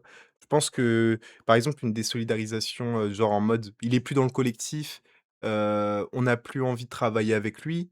Là, je comprends de ouf la désolidarisation et je la salue pas forcément, tu vois? Parce que voilà, mais en tout cas, je trouve ça Non mais pertinent. Je peux comprendre l'intérêt, mais je vais pas tout saluer dans cette désolidarisation parce que il y a une désolidarisation carrément de il n'est pas légitime à parler de ce qu'il a subi dans son enfance. Alors là, mais c'est par ça. contre, ça, c'est un type de désolidarisation, c'est moi je me désolidarise de vous, hein, là oui, ça c'est les numéros, bon oui, voilà. Et attends, c'est juste, c'est trop deep. Rhythmom, le fait qu'ils ont pas mis le numéro vert pour les personnes pédophiles, oui, c'est ça, c'est genre Oui, oui, c'est vrai. c'est genre bon. Bah, c'est grave dans leur ligne du poste ça, au final, hein. Ouais, non, mais c'est ça, c'est ça. Mais en fait, c'est possible aussi moi j'aimerais en tout cas que ce soit possible qu'un agresseur, même s'il n'est pas victime, d'agression et tout, puisse militer activement contre les agresseurs. Je pense que le fait d'avoir été un agresseur ne le délégitimise pas dans son combat s'il en a pris conscience, s'il s'en est responsabilisé et s'il veut Mmh. sensibiliser les autres gens sur ça. J'aimerais que ce soit C'est possible moi. Peut-être je suis complètement, lunaire dans d'autres enfin de idéaliste de baiser, hein, j'en sais rien, hein. Parce qu'en Mmh. fait aussi, il faut bien comprendre que, cette espèce de féminisme carcéral, punitiviste, il est hyper récent, il date des années 80. Enfin, en fait, on dirait qu'avec MeToo, tout le monde a redécouvert les VSS et les luttes féministes. Les gens, ça date d'il y a longtemps, hein, quand même, allons Mmh. enfin, il y a quand même une tradition féministe, qui date d'il y a waouh, tard l'époque, hein. Tu avais les sex wars dans les années 70, qui Mmh ont mh, duré mmh jusque mh. dans les années 80, où tu Et avais, ça se rejoue maintenant encore, hein. ça se Sex rejoue de Wars, baiser on est maintenant. dedans là, hein. Où tu avais justement ces féministes, pro-sexe, sex positifs qui sont dans une take où il faut transformer la sexualité et tu avais des féministes sex snake qui disaient: «Toute la sexualité dans l'hétéropatriarcat est tellement baisée par les codes, patriarcaux qu'il faut s'opposer à la pornographie, il faut s'opposer au BDSM, il faut s'opposer aux pratiques, de domination dans la sexualité et tout» et les féministes sex positives comme Gayle Rubin, souvent, c'était des féminités plus marginalisées, genre elle était lesbienne et elle était dans le BDSM et du coup, elle expliquait comment on pénalisait les pratiques jugées perverses en essayant d'avoir une analyse matérialiste de ça. C'est pas parce que le BDSM était violent qu'on le pénalisait. C'est pas parce que, on le pénalisait comme l'homosexualité et le lesbianisme parce que ça n'était pas reproductif. Parce que tout le but de l'hétéropatriarcat, et de l'hétérosexualité, c'est de créer de la main-d'œuvre ouvrière pour, la bourgeoisie. Mmh C'est mh, qu'on mmh. chie des gosses, en fait, à la fin. Et pourquoi on pénalisait le BDSM, l'homosexualité et le lesbianisme? C'est parce que ça ne chiait pas de main-d'œuvre, hein. Et donc du coup, les féministes sex-positives, essayaient d'avoir ce discours-là, matérialiste, du coup, des enjeux de sexualité et de genre et c'était hyper intéressant et c'est dans les années 80 qu'il y a eu un espèce de tournant néolibéral, pas que dans le féminisme, hein, c'est le tournant néolibéral. Mmh mh. Souvent, on le date du moment où Margaret Thatcher dit il n'y a pas d'alternative. Et donc, tout ce tournant néolibéral-là a fait qu'il y a eu une alliance entre le féminisme et l'État, parce que l'État, pour faire passer ses politiques de récession économique, de bail comme ça et tout, avait besoin de se donner un vernis progressiste. Et donc, du coup, c'est à ce moment-là que ils ont décidé de mettre en place des politiques, notamment plus de punitivisme pour les cas d'agression sexuelle, et donc du coup, il y a une espèce d'alliance entre le féminisme, et l'État à ce moment-là, et les féministes, elles avaient besoin, de médiatiser les procès de VSS pour faire entendre leur voix et du coup, c'est là qu'a commencé tous ces dérives-là, qu'on connaît aujourd'hui et qui a fait le sujet de tout le live de ce soir, quoi. Ouais, quelqu'un dans le chat qui demande: «C'est quoi les sex wars?» En gros, c'est différents courants du féministe qui s'affrontent sur la question à la fois du travail sexuel, mais aussi globalement de la sexualité et tu des gens, qui, d'un côté sont abolitionnistes sur la question du travail du sexe, c'est-à-dire qu'ils veulent, réprimer, les personnes qui font du travail du sexe, qui veulent leur enlever des droits ou limiter leur accès à des droits et cetera et qui, sur la question de la sexualité, sont, très, en fait, ça part d'analyses structuralistes, qui disent que c'est compliqué pour les femmes de consentir, de manière éclairée, dans le patriarcat parce que, elles sont soumises à plein de pressions différentes. Mais ça devient quelque chose qui, dépossède complètement, d'agentivité les femmes et qui dit que les femmes ne peuvent jamais, consentir librement et que du coup, la sexualité, c'est uniquement un lieu de domination, un lieu où il se passe des trucs crades, des trucs, terribles, tu vois? Là où du coup, les forces, plus émancipatrices et progressistes, du féminisme dans lesquelles on est, vont plutôt être en mode, non il faut, comprendre, évidemment, ce qui fait que c'est difficile de consentir par exemple pour une femme, dans le patriarcat, mais faut, redonner de l'agentivité, aux femmes et le livre de Clara Serra là, La doctrine du consentement que j'ai lu, de 2023, qui est assez intéressant, sur cette question-là et qui fait une nouvelle lecture des sex wars, et notamment quand je parlais du non et du oui dans le consentement et tout, c'est un livre super intéressant pour comprendre, un peu, ce que c'est le consentement, comment ça marche, quelle est l'utilisation qu'on en a, actuellement dans nos sociétés et aussi qui lie ça avec, le libéralisme et les contrats sexuels et cetera. Allez voir Nonoré Don Max Bah ouais, Nonoré Don Max, pour le coup, c'est les gens qui vulgarisent le mieux, ces questions-là, sur internet français. de baiser, ils sont trop forts. C'est les meilleurs sur ça. Il y a quelqu'un dans le chat qui dit, «Tu peux développer le non et le oui, ça m'a bien perdu quand j'ai lu le livre». Je suis d'accord, c'était compliqué. En gros, historiquement, le slogan «Non, c'est non», c'était, affirmer la volonté, féministe de, rompre avec les injonctions que leur imposait, le patriarcat. Et le oui a une portée, politique pertinente, mais il contractualise les échanges et les relations sexuelles. Alors que ce que développe Clara Serra dans son livre, c'est que, la sexualité, c'est quelque chose d'assez trouble et en fait, la sexualité, c'est un lieu où, dans la vérité, c'est difficile d'avoir un consentement, éclairé et que, globalement, quand tu commences un acte sexuel, un rapport sexuel, tu sais pas vraiment où ça va, tu sais pas si tu en as, complètement envie. Juste, tu es dans une ouais, tu cherches un peu ce que tu veux, tu vois où ça te mène et tout et du coup, contractualiser, c'est un peu du bait et aussi sacraliser le oui fait que tu lui donnes une puissance beaucoup trop forte et qui, peut clairement favoriser, des agresseurs dans le truc de, «Ah bah oui, mais, elle m'a dit oui, la meuf.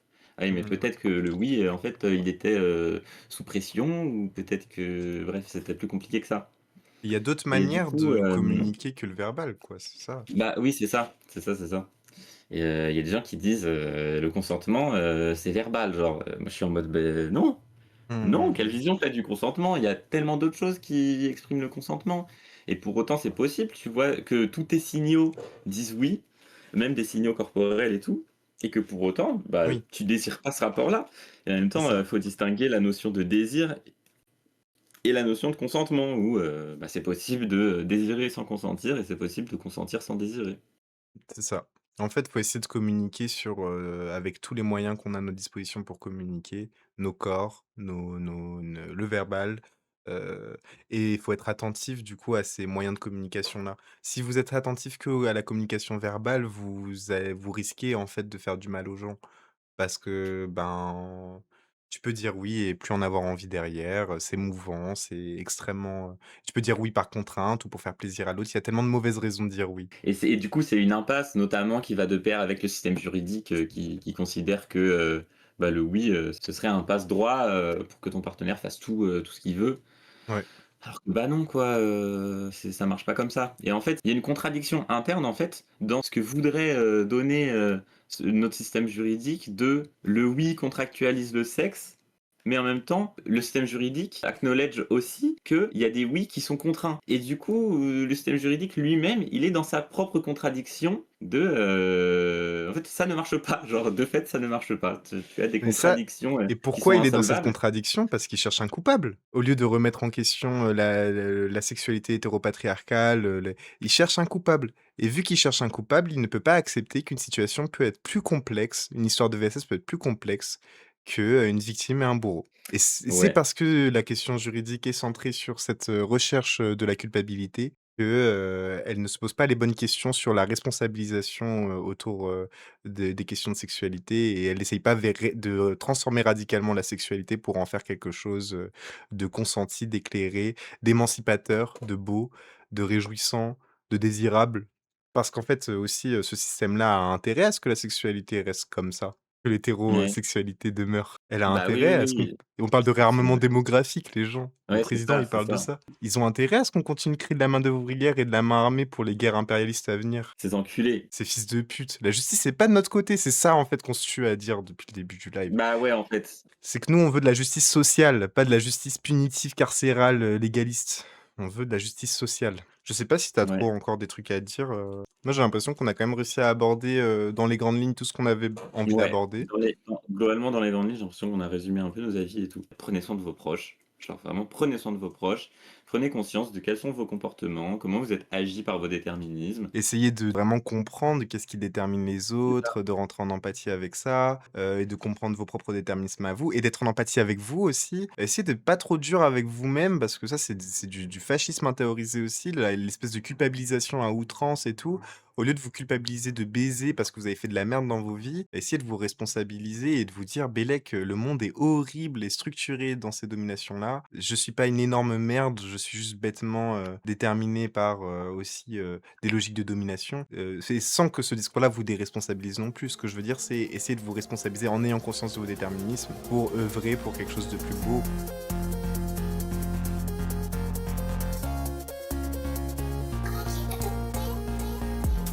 Bitch, mon prochain drop, ce sera ma mort dans news papier. L'aide de suicide dans un bas de page, vous êtes tous dans mes petits papiers. Personne veut écouter mes pleurs, du coup je repense pas au passé. Parce que le passé m'arrache le cœur, parce que t'appartiens au passé. Je sais que ça a pas de sens, c'est mon corps qui dit